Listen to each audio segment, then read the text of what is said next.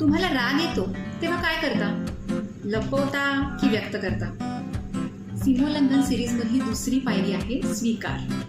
आपण अनेकदा म्हणतो मला काही वाटत नाही, पण मनाच्या आत मात्र खूप काही चाललेलं असतं. आपण आपल्या भावना दाबून ठेवतो. राग येणं चुकीचं आहे, रडणं म्हणजे कमजोरी असं मानतो.